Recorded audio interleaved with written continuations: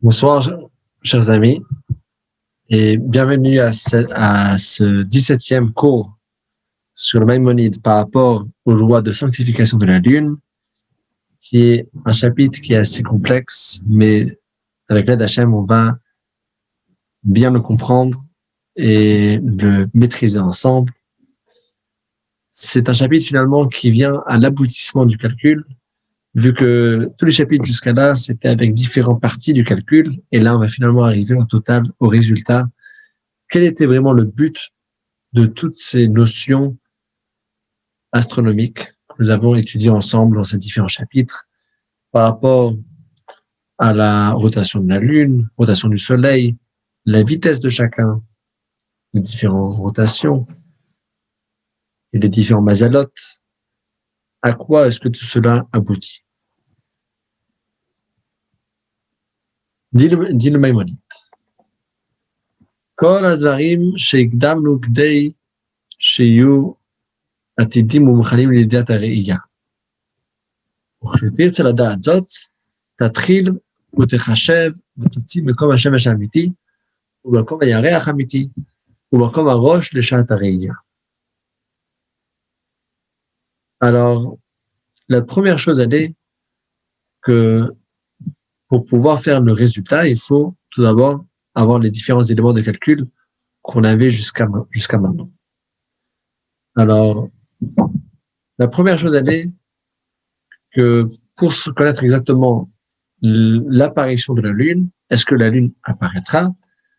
Alors, il faut déterminer la position exacte du Soleil, la position exacte de la Lune et la position où se trouve exactement la tête de la Lune à ce moment-là. Le Tigra, comme Hachem Shemetim, le comme Yareach Hamiti, Vanishar ou Anikra Orech Rishon.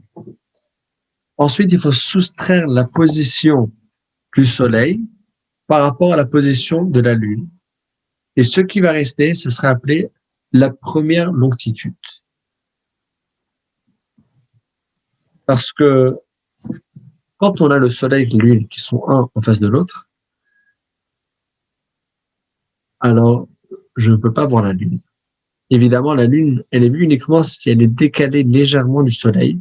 Et là, je vais voir une face de la Lune à une certaine taille et avec un angle bien spécifique selon le positionnement et le reflet de la lumière que le Soleil fera sur la Lune. Et c'est pour ça qu'il faut prendre exactement la position du Soleil, celle de la Lune, et on va ensuite soustraire la position du Soleil de la position de la Lune. Et ce qui reste, c'est à noter, ça s'appelle le Orech Rishon, la première longitude. Ensuite, deuxième halakha. ומאחר שתדע מקום הראש ומקום הירח, תדע רוחב הירח כמה הוא. ואם רוח צפוני או דרומי, והוא נקרא רוחב ראשון. ותיזהר באורך הזה הראשון ברוחב הראשון, ויהיו שניהם מוכנים לפניך. Ensuite, il faut connaître exactement la largeur de la Lune, si la Lune, elle est orientée vers le nord ou vers le sud, et l'orientation de la Lune, où est-ce qu'elle se situe, vers le nord ou vers le sud. Ça ne suffit pas seulement de savoir exactement à quel degré la Lune se trouve, mais on a dit que la Lune, elle a deux rotations. Il y a Emtsa Hamastul, et il y a ce que la Lune, elle fait le grand tour, et ensuite la petite rotation personnelle de la Lune. Et donc, il faudra finalement savoir pas seulement dans quel degré la Lune se trouve, mais il faudra savoir exactement également vers où la Lune est inclinée. Ça va beaucoup changer par rapport au reflet de la Lune, le Soleil, pour voir et déterminer est-ce qu'on pourra voir la Lune. Alors, dès qu'on a ces deux calculs-là, c'est des calculs qui étaient vus dans les derniers chapitres, dès qu'on a ces deux calculs-là, il faut calculer, faire les additions, les soustractions nécessaires pour arriver à ce qu'on a appelé la première longitude, voir le positionnement de la Lune face au Soleil, et ensuite voir l'inclination de la Lune, vers quelle direction la Lune s'incline, et ça c'est le calcul qui s'appelle le Rochav Harishon, la première latitude. Maintenant, qu'est-ce que je fais lorsque la première longitude est latitude de la Lune? Donc, je connais la longitude et la latitude dans les deux sens. Je peux positionner exactement la Lune en face du Soleil. Et maintenant, le Maïmonide va nous dire, et donc, quel est le résultat? Le Maïmonide, il faut quand même préciser, il a fait beaucoup plus de calculs que les calculs qu'il nous explique. Ce qu'il nous explique ici, c'est vraiment le simplifié de la chose. Il cherche pas à nous transformer en des grands astronomies, en des grands experts. Il veut uniquement qu'on puisse déterminer est-ce que la Lune serait visible et de quelle direction, de quelle taille et de quelle forme. Et donc, c'est pour ça qu'il y a plusieurs chiffres, des fois, qui nous donnent le résultat direct des calculs supplémentaires que lui a fait tout seul. Et c'est ce qu'on va voir ici. Alors, troisième halakha, le Maïmonide nous dit, Ve'idbonen, be'orer ze harishon, im yetzelach tesha ma'alot b'shove o pachot, תדע בוודאי שאי אפשר לעולם שיראה הירח באותו לילה בכל ארץ ישראל. ואין אתה צריך חשבון אחר, ואם האורך הראשון תייתר על 15 מעלות, תדע בוודאי שהירח ייראה בכל ארץ ישראל, ואין אתה צריך לחשבון אחר, ואם יהיה האורך הראשון מ9 מעלות עד 15, תצטרך לדרוש לאחר בחשבון הראייה, עד שתדע אם ייראה או לא ייראה. Déjà, ce qu'il fait, il est très gentil avec nous, il nous facilite la tâche, il nous divise le résultat qu'on aura de la longitude et la latitude. Donc déjà, on commence par la longitude. Il commence et dit, bon, à quel degré tu te trouves? On a ici toute la rotation, mais à quel degré de longitude on se trouve? Si on se trouve jusqu'à 9 degrés de longitude, ou moins, c'est certain qu'on ne verra pas la Lune. Pas besoin de passer par aucun autre calcul. Le fait même qu'on se trouve à moins de 9 degrés de longitude, on ne verra pas la Lune. Si on se trouve à plus de 15 degrés de longitude, le deuxième groupe, là, c'est sûr que je vais voir la Lune. Il suffit de lever la tête. La Lune est visible. Si par contre nous sommes entre les deux, là, il faudrait, entre 9 degrés et 15 degrés, là, il faudrait avoir plus de calculs pour que le Bedin puisse déterminer est-ce que la Lune sera visible ou bien la Lune ne sera pas visible. Quatrième halakha. Bameh devarim amouri. Dans quel cas s'agit-il? Beshaya mekom hayarech amiti mitchilat mazal gedi ad sof mazal teomim.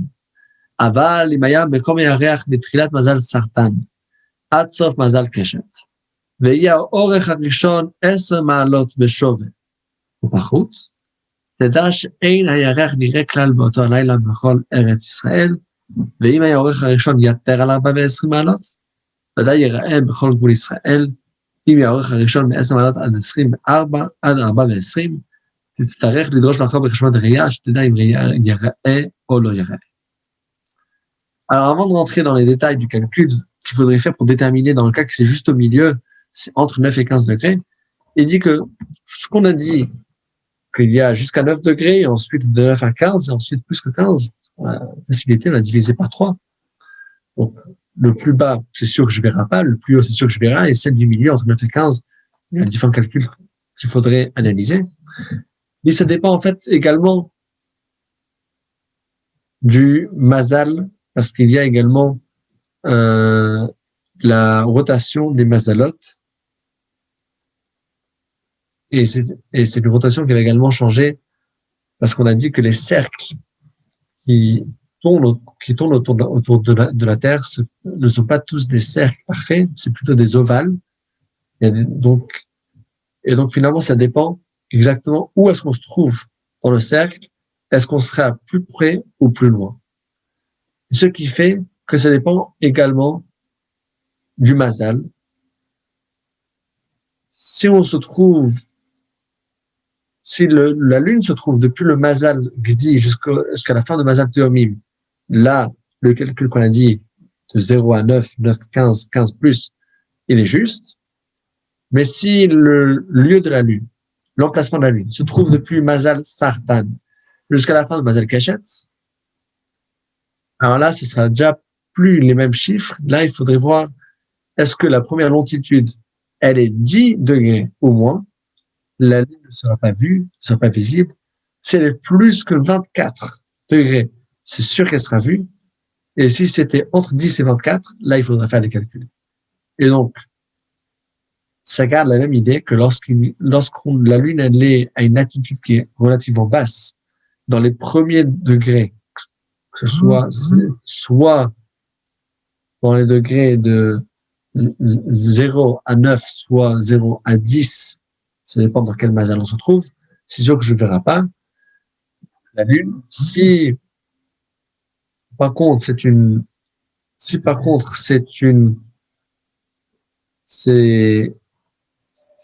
longitude qui est plus élevée, ça dépend également du mazal, soit que ça soit plus que 15, soit que ce soit plus de 24 degrés, c'est sûr que je vais le voir.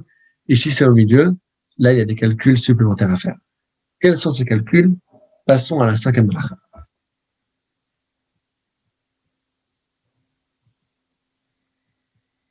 ואלו הן חשבונות הראייה. להתבונן וראה הירח באיזה מזל הוא. אם יהיה מזל טלה, תגרע מן האורך הראשון 59 חלקים. ואם יהיה מזל שור, תגרע מן האורך מעלה אחת. ואם מזל תאומים, תגרע מן האורך 58 חלקים. ואם יהיה מזל סרטן, תגרע מן האורך 52 חלקים. ואם יהיה מזל אריה, תגרע מן האורך 40 חלקים. ואם יהיה מזל בתולה, תגרע מן האורך 37 חלקים. ואם יהיה מזל מאזניים, תגרע מן האורך 34 חלקים. ואם יהיה מזל עקרב, תגרע מן האורך 34 חלקים. ואם יהיה מזל קשת, תגרע מן האורך 36 חלקים. מזל גדי, תגרע מן האורך 40 חלקים. מזל דלי, תגרע מן האורך 53 חלקים. ואם יהיה מזל דגים, תגרע מן האורך 58 חלקים. ועד שם האורך, אחר שתגרע ממנו על חלקים, אני אקרא אורך שם. Alors, quels sont les calculs à faire si la Lune serait visible? Il dit que dans chaque mazal différent, parce qu'on a dit que déjà que le cercle n'est pas égal partout, alors ça dépend dans chaque mazal différent, il faudra soustraire un nombre spécifique de halakim de la première longitude. Et de chacune, il a dit exactement combien de halakim et combien de degrés il faudra soustraire de la position exacte de la Lune. La Lune, elle a trouvé une position exacte, tant étant de longitude, pardon, et il faut ensuite soustraire à chaque mazal un autre chiffre spécifique. Et il va expliquer dans la prochaine halakha pourquoi est-ce qu'on va soustraire des chiffres. A priori, si j'ai calculé que la Lune se trouve dans un certain emplacement de longitude, ben ça c'est l'emplacement de la Lune. Pourquoi est-ce que je vais soustraire différents degrés à cause des différents mazalot? C'est ce qu'a expliqué dans la sixième halakha. Velama goril chalakim elu. Pourquoi soustraire? C'est parti. לפי שמקום הירח האמיתי אינו מקום שיראיהם, אלא שינוי יש ביניהם באורך וברוחב, והליכה שינוי המראה. ושינוי מראה האורך פשט הראייה לעולם גדולתו מן האורך כמו שאמרנו. Il dit parce qu'en vérité, il y a encore un autre élément qui rentre en jeu. Et c'est que l'endroit où on va voir la Lune n'est pas le même endroit où la Lune se trouve vraiment. Il y a un certain décalage entre l'emplacement de la Lune et l'endroit où celui qui se trouve sur le globe va voir la Lune. Et ce qui se passe en fait, c'est que la Lune, elle ne reste jamais immobile. Je vois la Lune à un certain endroit, mais la Lune, elle bouge encore. Et jusqu'à ce que je vois cette Lune qui a bougé un peu, alors mon cerveau il perçoit la Lune dans un endroit spécifique, et la Lune, elle a déjà un peu bougé.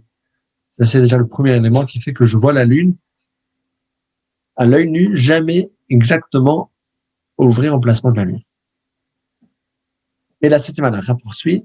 אבל שינוי מראה הרוחב ומהי הרוחב הירח צפוני גוררים חלקים של שינוי מראה הרוחב הראשון, ואם היה הרוחב הירח דרומי, מוסיפים חלקים של שינוי מראה הרוחב על הרוחב הראשון, ומה שהרוחב הראשון אחרי שמוסיפים עליו וגדולים ממנו חלקים נקרא רוחב שני. Il dit, par contre, ça va dépendre également si la Lune elle est inclinée vers le nord ou vers le sud. Si elle est inclinée vers le nord, alors là, il faudra soustraire différents calculs il faudra soustraire de l'emplacement de la Lune pour arriver à l'endroit exact entre où se trouve la Lune et où est l'endroit que je vais la voir. Il y a ce décalage, mais qui va vers la soustraction. Tandis que si la Lune elle est inclinée vers le sud, alors là, c'est le contraire. Ce sera toujours pas au même emplacement entre ce que je vois et là où ça se trouve vraiment. Mais là, le décalage entre les deux, ça serait avec l'addition que le vrai emplacement, c'est dans un endroit, mais là où je vais le voir, ce serait avec une addition de quelques degrés, dépendamment de quel mazal où est-ce que ça se trouve. Jamais je vais voir la Lune exactement dans son makom à midi. La question, elle est, est-ce que je la vois quelques degrés de plus ou quelques degrés de moins? Là, ça se trouve, il dit que ça dépend, la Lune est inclinée vers où? Inclinée vers le sud. Alors, je vais la voir quelques degrés de plus, inclinée vers le nord, quelques degrés de moins. Et là, on parle de la latitude, et il va dire également à chaque mazal combien est-ce qu'il faut rajouter ou soustraire. On a déjà dit que ça dépend si c'est incliné vers le nord ou vers le sud. Dis-le venir dans la 8e halakha. Les kama hem halakim shosifin ogorin otam, combien de halakim on l'additionne ou soustrait.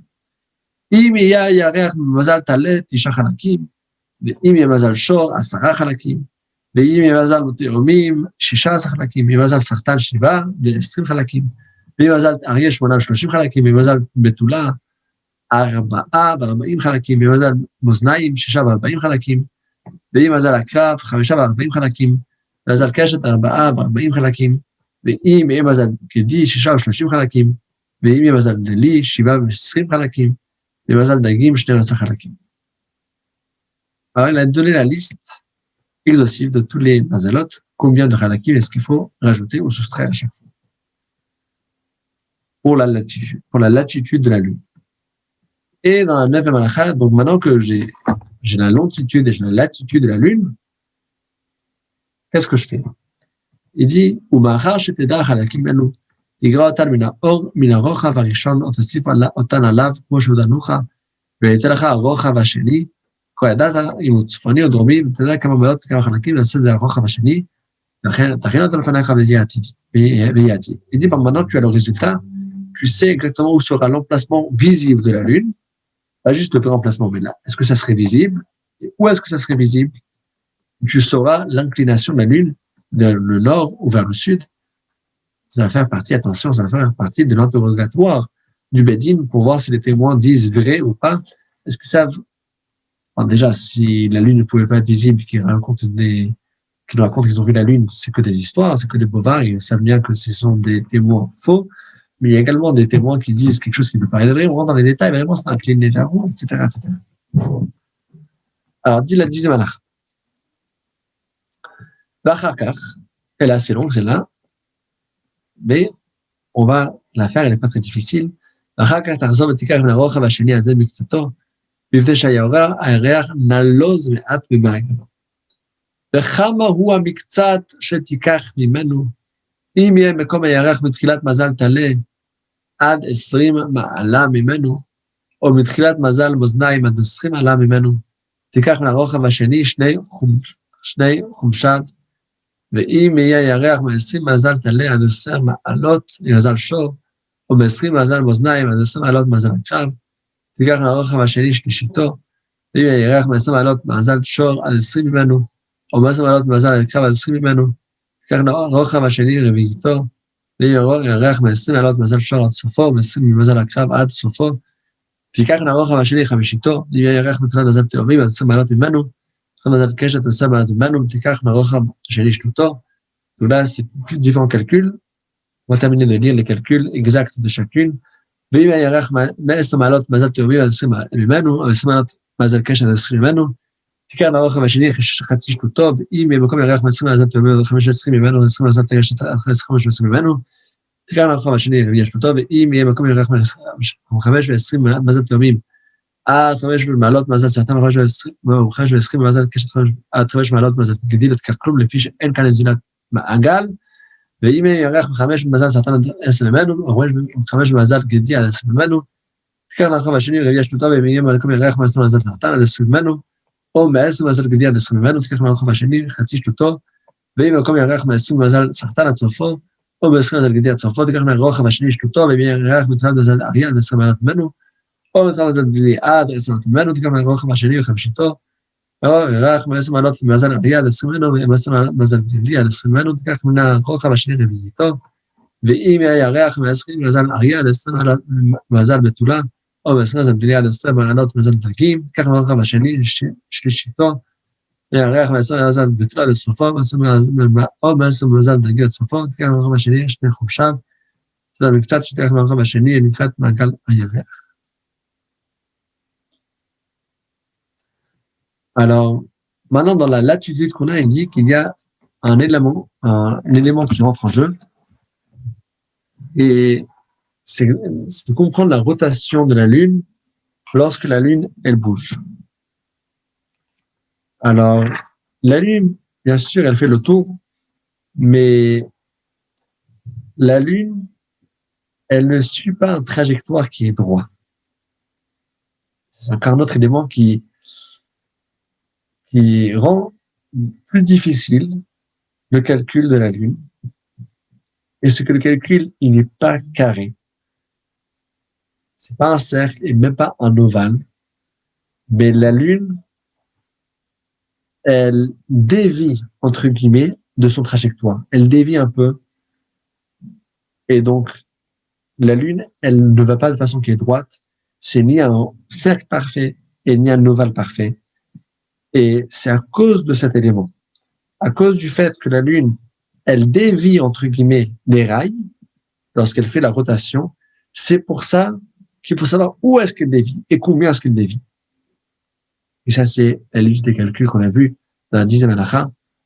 C'est combien est-ce que la Lune, elle dévie à chaque fois selon le trajectoire qu'elle fait tout autour.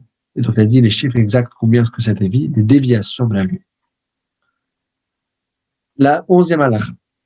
Pourquoi est-ce que c'est important de savoir? Parce que je peux avoir beaucoup de choses précises, mais si je connais pas le trajectoire exact, je sais pas par où est-ce que les rails dévient. Si j'ai pas la déviation exacte, ça sert à rien d'avoir le reste. La 11e halakha, le Raman poursuit. Et ensuite,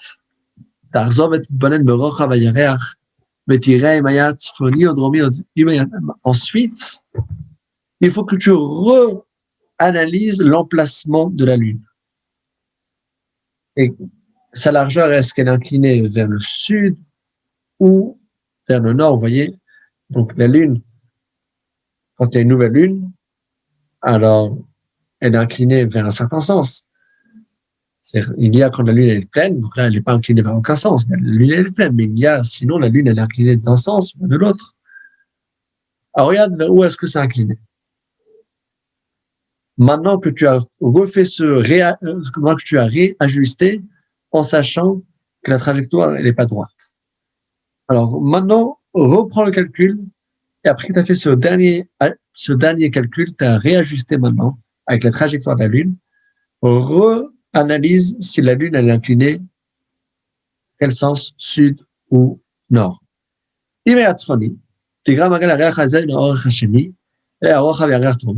תוסיף למעגל הזה על האורח השני.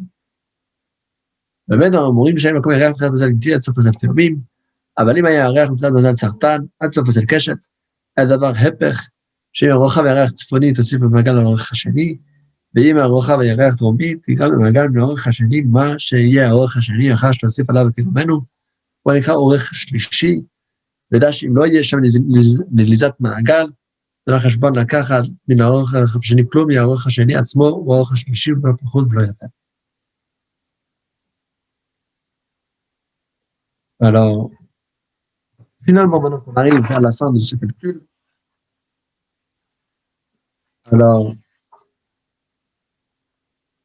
il faut, il faut maintenant calculer est-ce qu'on va s'incliner vers le nord ou vers le sud.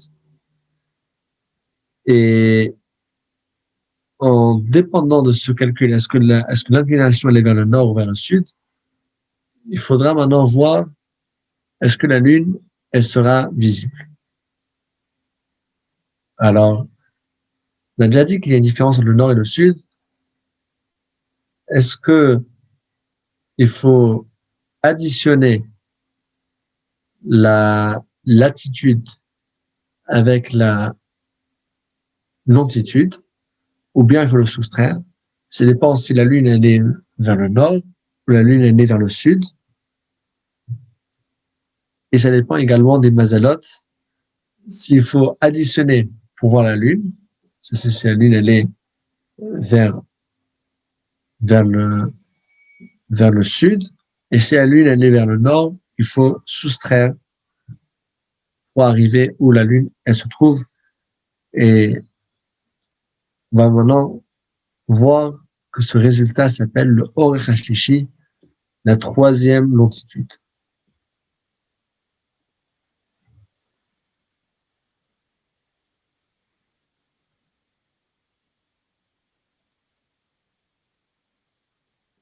Là, on a l'arc de la Lune qui s'incline dans un certain sens, et on va passer à la deuxième halakha pour comprendre encore mieux la suite de ce calcul. Ensuite, תחזור ותראה האורך השלישי הזה, והוא המעלות שבין הירח והשמש באיזה מזל. אם יהיה מזל דגים, מזל טלה, תוסיף על האורך השלישי שטותו. ואם יהיה אורך מזל דלי או מזל שור, תוסיף על האורך השלישי חמישיתו. ואם יהיה אורך במזל גדי ומזל תאומים, תוסיף על האורך השלישי שטותו. ואם יהיה אורך במזל קשת ומזל סרטן, תניח האורך השלישי כמות שהוא, ולא תוסיף עליו ולא תגרע ממנו, ואם במזל הקרב, ומזל הרגיע, תוסיף עליו מן האורך השלישי חמישיתו. ואם יהיה אורך מזל אוזניים, מזל בתולה, תגרע מהאורך השלישי חמישיתו. ומה שיהיה האורך השלישי, אחרי שתוסיף עליו, או תגרע ממנו, או תניח אותו כמות שהוא, ולך אורך רביעי, אחר כך תחזור אצל אורך הירח ראשון, ותיקח ממנו שני שלישיו לעולם, וזהו הנקרא מילת כובע המדינה, ותתבונן, ותראה, אם יאורך וירח צפוני, תוסיף מילת כובע המדינה לאורך הרביעי, ואם יאורך הירח דרומי, תקרא מילת כובע המדינה מן האורך הרביעי, ומה שיהיה האורך הרביעי, הוא הנקרא שולן ממנו, הוא הנצפן עליו, הוא הנקרא קשת הראייה. Alors, on va maintenant arriver à l'arc de l'apparition. Vous voyez, quand il y a une nouvelle lune, il y a toujours sous forme d'arc. Alors,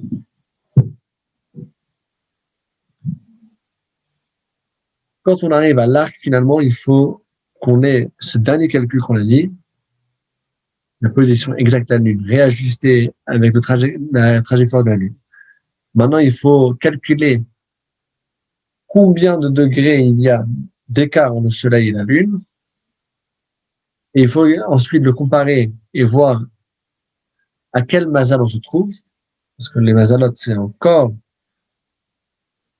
un autre système de rotation. Et donc, chaque mazal a son calcul. Comment est-ce qu'il faut calculer la différence et la distance entre le soleil et la lune? Et donc, en calculant avec chaque mazal où ça se trouve, si la lune se trouve, par exemple, dans le mazal des poissons, alors là, il faut rajouter un tiers. Parce que là, il y a plus de profondeur. Donc, il faut rajouter un tiers. Si on se trouve dans un certain chiffre, il faut rajouter un tiers de ce chiffre. Et finalement, le résultat ici, ça sera l'arc de l'apparition. Ce sera exactement l'endroit où ça va apparaître, l'endroit où l'arc de la lune va apparaître. Et donc, c'est un long calcul qui a plusieurs degrés, mais c'est parce que il y a plusieurs étapes, parce que c'est pas un cercle, mais plusieurs cercles, et il y a des réajustements parce que c'est pas un cercle droit, mais ça va avec ça va avec avec une forme que ça dévie un peu de la ligne. Et donc, il faut calculer et recalculer et réajuster. Et finalement, ici, on a appris qu'on a tout ce résultat. Chaque mois, il faut regarder, et chaque instant. Voilà, la lune, elle se trouve à tel mazal, le réajustement, finalement, ça sera de 1/3. Ça sera de rajouter 1/3, de diminuer 1/3, etc., etc. Et là, on va arriver au résultat. Après qu'on va rajouter ce dernier tiers, ou cette dernière partie, au nombre des degrés, là, on va arriver exactement à l'arc de l'apparition. Et là, il va donner un exemple pratique. Yud Gimel, halakha 13, Keitzad, quel est le cas? הרי שבאנו לחקור, יברא ירח בליל ערב שבת שני לחודש אייר שנה זו לא יראה. נוציא מקום השמש האמיתי, מקום ירח אמיתי ורוחב, הירח לשעה זו כמו שנתנוך. יצא לך מקום השמש האמיתי, לשנה במעלות ותשעה חלקים, מזל שור, סימנו זין ט'. יוצא לך מקום הירח האמיתי משמונה 10 מעלות ושישה 30 חלקים, מזל שור, סימנו י"ח ל"ו. ויצא לך רוחב הירח ברוח, דרום 3 מעלות ושלושה 5 חלקים.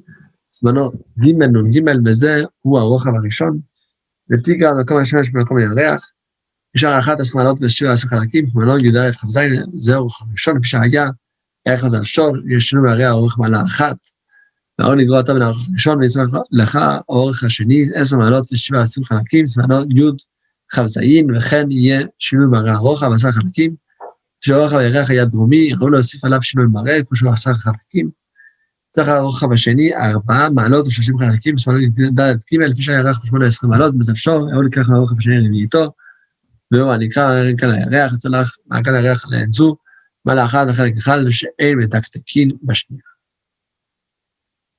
Alors, il dit un exemple, par exemple, la lune, elle est vue vendredi soir, le deuxième jour du mois de Iyar, telle année. Alors, est-ce que je vais voir la lune, mais je ne veux pas voir la lune? Alors, le Bedin, ils prennent, et là, le Rambam, il conclut la liste de tous les calculs qu'on a vus. Où est l'emplacement réel de la lune et du soleil, longitude et latitude de la lune. Alors,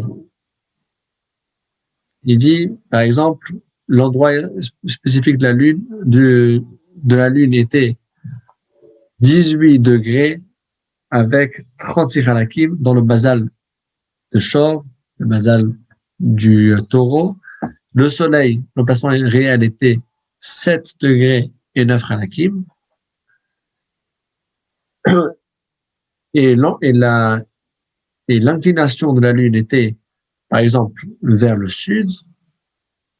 On a l'inclination également et pas juste la longitude. Alors, il faut soustraire l'emplacement du soleil par rapport à l'emplacement de la lune, vu que le soleil et la lune, il faut voir exactement à quelle distance ils sont un de l'autre. Alors, on va soustraire le soleil de la lune. Alors, dans ce cas-là, la lune était à 18 degrés et quelques. Le soleil était à 7, donc on va prendre 18. On va soustraire 7 de 18, et donc 18.7, il va nous rester 11. C'est-à-dire qu'il y a un décalage de 11 entre les deux. Logique. On commence à 0. Le soleil, il est à numéro 7. La lune, elle est à numéro 18 dans les degrés. C'est-à-dire qu'il y a un décalage de 11. Donc, la façon la plus simple de faire le calcul, il dit, tu prends la lune et tu soustrais le soleil. L'emplacement du soleil. Il nous reste 11, et donc il y a un décalage ici de 11 ma'alot entre les deux. Ça, c'est la première longitude. Plus on se trouve dans le Mazal Shor, et on a dit qu'il y a selon les différents Mazalot, le trajectoire, il est ici différent. Alors là, on va voir avec un décalage de 1 ma'ala. Mazal Shor, il faut rajouter encore 1 degré. Et donc là, on va soustraire de 11 encore 1 degré, donc ça va faire 10 degrés. Et ensuite, dans les derniers calculs pour réajuster, Alors, on a dit que dans le Mazal Shor, il faudrait ajuster un quart. Et donc, je vais prendre ici un quart et là, je vais arriver à l'emplacement et et à l'arc visible de la lune. Arc 14.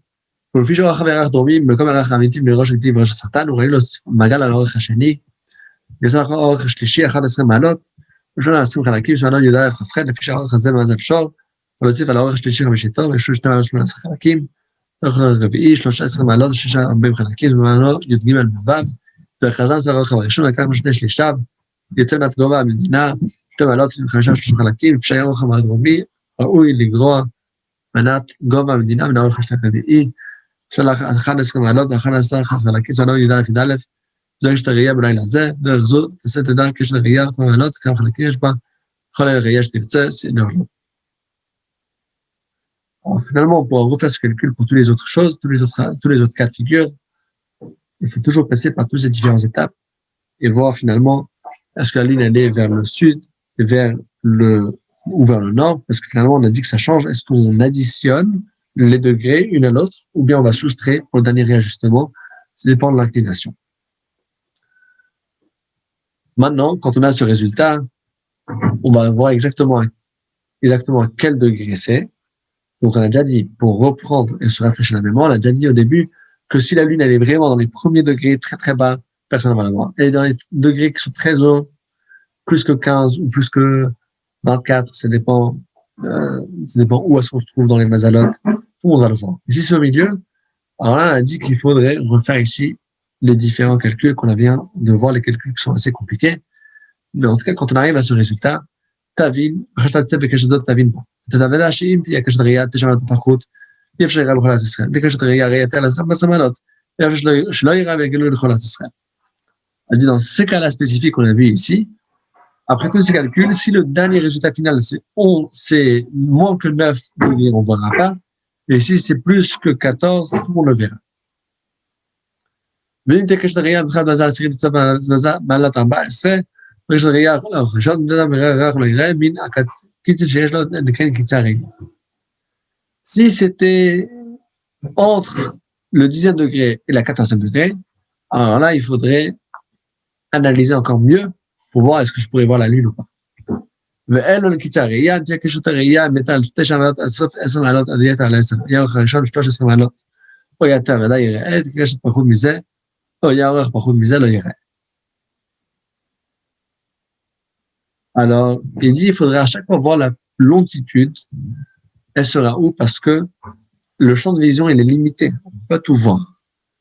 Alors, si la Lune se trouve finalement exactement entre le 9e degré et le 14e degré, alors là, il faudrait voir. Si c'est entre le 9e et le 10e degré, alors là, il faut que la longitude soit plus que 13 degrés pour que ce soit visible.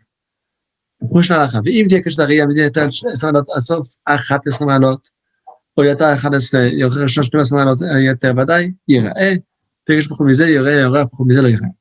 Si l'arc visible de la Lune sera de 10 à 11 degrés, il faudrait que la longitude soit à plus que 12 degrés.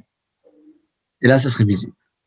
ואם תהיה קשת הראייה, יותר 11 מעלות, עד סוף 12 מעלות, ויותר 12, לאורך הראשון מ-11 מעלות, או יתה ודאי יראה, בגלל שפחות מזה, או פחות מזה לא יראה. Si l'arc de la Lune était à plus que 11 degrés ou 12 degrés, et la première longitude était également 11 degrés ou plus, on va voir la Lune. La 20e הלכה, תקשת הראייה מייתה עד 12 מעלות עד סוף 13 מעלות, יותר 13, ויהיה אורך הראשון עד 10 מעלות, היתה ודאי יראה, קשת פחות מזה, או פחות מזה לא יראה. Si c'était plus que 12 degrés, alors là, il faudrait que la longitude soit 10 degrés. ואם תקשת הראייה מייתה 13 מעלות עד סוף 14 מעלות, או יותר 14 ואורך הראשון 9 מעלות, או יותר ודאי יראה, ותהיה קשת פחות מזה לא יראה, פחות מזה לא יראה, ועד כאן סוף הקצים. כיצד בנו קשת הראייה בין שני שבת שני חודש יהיה של הזוי, אבל un exemple pratique, on va voir est-ce qu'on pourra voir la lune avant de l'histoire, le deuxième jour du mois de Iyar, ויצא לנו חשבון על קשת הראייה 11 מעלות, 11 חלקים, כמו שידעת, שידעת שתגשת הראייה ב-10 עד 14, אך נותר לכל אורך ראשון, וידעת שאורך הזה היה בליל זה, 11 מעלות תשאיר על 10 חלקים, ופשוט תגשת הראייה הייתה 11 מעלות, ראשון הייתה 11, ידע שוודאי יראה בליל זה, לפי הקצר הכתובות, לעשר חלקי של הגשת עם האורך ראשון שלו. Un exemple pratique, il faudra voir exactement quel est le degré de l'arc et quel est le degré de la première longitude. Et on voit selon les derniers quelques règles qu'on a vues, on compare l'arc avec la longitude et on sait si la lune elle sera visible ou pas. Donc on va dans la semaine comme je dis quand ça va comme vous voyez גנו הרבה עד שימצאנו דרכים קרובים שהם חשבונם כעומק גדול של ערך חלקות גדול שמחלותיו וחכמים חשבו שדם בואו ירח לא ידע מבואו, וחכמים פעמים בא, או ארוחה פעמים בקצרה, שמות תראה בחשבות האלו, דוסי פעמים תקרא, עד שתצא קשת הראייה, פעמים תהיה קשת הראייה, ארוחה פעמים בקצרה, כמו שבאמת.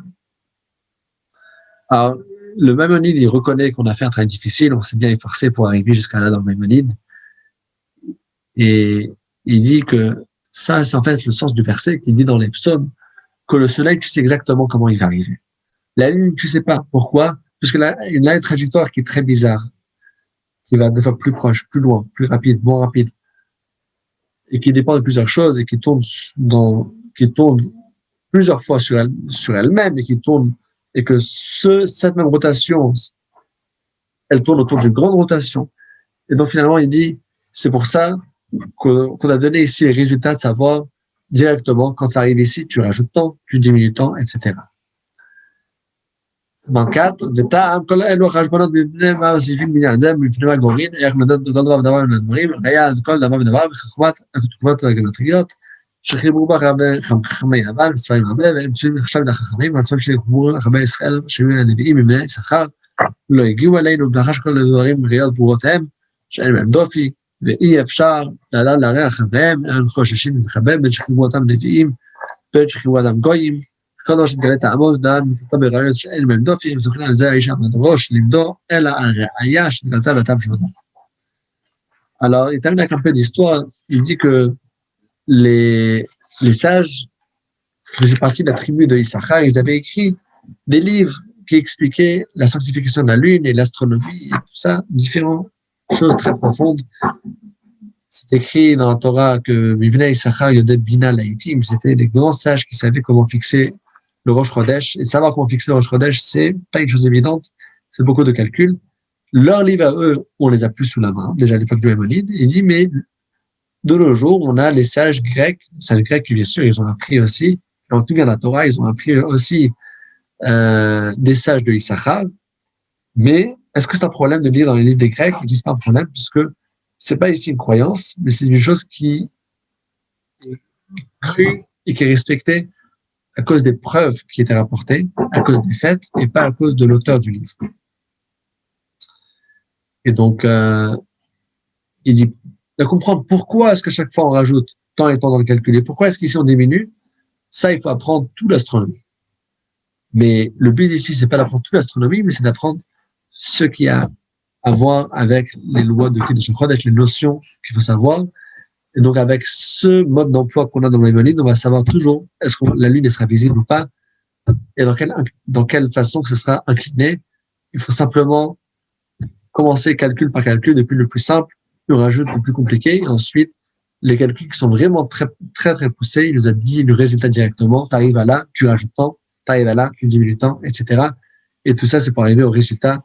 Est-ce que la lune sera visible ou pas, et dans quelle direction? Voilà. Alors, c'était un chapitre qui était long, difficile, mais en tout cas, bravo à tous ceux qui ont tenu tête d'étudier tout ce chapitre et la kedusha de chaque mot. C'est vrai que lorsqu'on voit uniquement des résultats de calcul, c'est un grand travail. Et ne vous en faites pas, on va dans 2 jours masteriser entièrement les notions de Kiddush HaChodesh. Alors, il y avait des chapitres plus faciles et moins faciles. En l'occurrence, ce chapitre-là, c'était beaucoup de calculs, mais c'est important à le connaître aussi. Et ça fait partie intégrante de la Torah.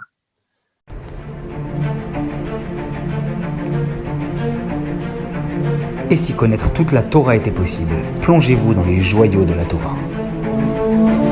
Étudiez Étude du Rambam, le Maïmonide.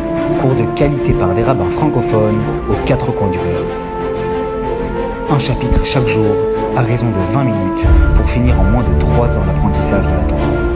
Relevez le challenge, tous les soirs en direct à 20h30 ou 21h30 heure israélienne. Nos cours sont accessibles à tout moment, YouTube, Facebook et sur notre site torah24.com.